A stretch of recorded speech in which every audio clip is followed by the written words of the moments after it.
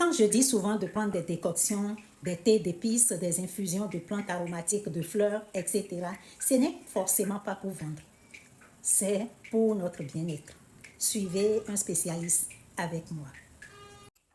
Il n'y a personne qui fait un cancer qui n'a pas de douve. Donc, quand on parle de douve, c'est les gros parasites. Vous voyez? Donc, quand il y a tumeur, il y a parasites. Quand on fait la fièvre et autres, il y a parasites. Quand on a des nausées, des diarrhées, des vomissements, il y a parasites. Quand on a asthme, il y a parasites. Quand on gratte la peau, on va voir le dermato et autres, il y a parasites. Donc, l'essentiel aujourd'hui, c'est comment faire pour que les parasites ne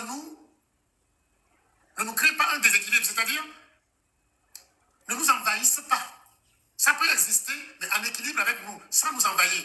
Il y a certains parasites qui ne doivent même pas venir sur nous. Mais puisqu'on ne peut pas s'assurer que l'aliment qu'on prend n'en contient pas, que devons-nous faire pour que nous n'en souffrions pas? C'est ça ce qu'on va faire. Et j'ai déjà commencé par planter le décor. Je vous ai dit l'ail par ici, la Tunisia par exemple. Mais je vais continuer à en parler. Et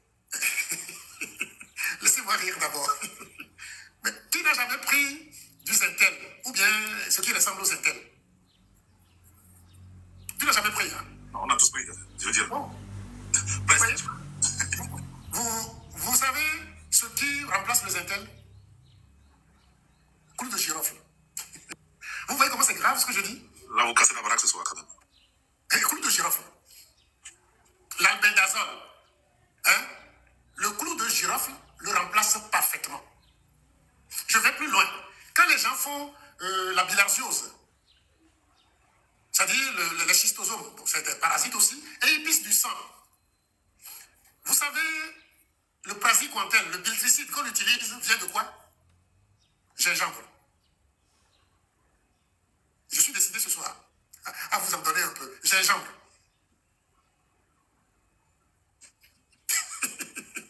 Vous voyez comment c'est banal? Vous comprenez pourquoi nos parents dans les villages survivent à ces choses-là sans problème? Ça dépendait de comment ils mangeaient. Hein? Vous voyez ce que c'est? Ça veut dire que lorsque tu prends régulièrement des infusions de gingembre, d'ail, clou de girofle, des graines de papaye,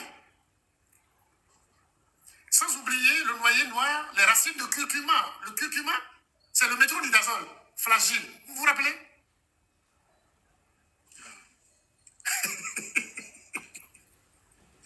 Hein? Flagile que vous achetez. C'est du curcuma.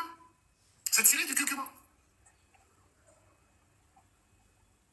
Donc, si vous pouvez mettre ces épices-là dans vos aliments, ou bien rassembler tout ce que je viens de dire là, et faire une infusion, ne serait-ce que une fois en passant par semaine, ou bien chaque 2 semaines, chaque 3 mois, je ne sais pas. Vous voyez ce que c'est?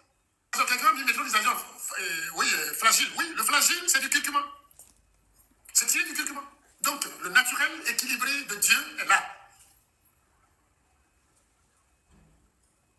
Mais vous savez, les métaux lourds là, qui aident les parasites à se multiplier et qu'on sort, sont souvent dans les aliments à cause des intrants agricoles. Quelqu'un a mis un centre de thérapeutique. Oui, c'est le Vermox en pharmacie. Vous voyez?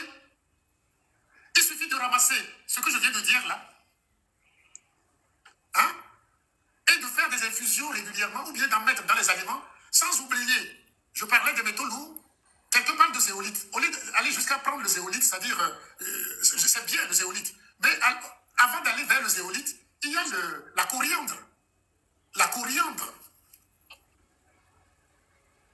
qui convertit, c'est-à-dire qui transforme les métaux lourds d'inorganique en organique pour que l'organisme puisse l'éliminer. Vous voyez? Imaginez une combinaison d'ail, de gingembre, de clous de girofle, de graines de papaye, de curcuma, d'artémisia, hein, de coriandre que vous infusez et que vous gardez. Et que chaque semaine, vous prenez un verre. Quel verre? C'est-à-dire, verre ici, parasite, peut vous déranger. Quel cancer peut vous attaquer? Nada. Vous voyez? C'est parce qu'on mange mal, tout simplement. Et nos ancêtres dans les villages, eux, ils savent. Les épices qu'ils mettent, c'est pas par plaisir du goût, non. C'est pour vivre.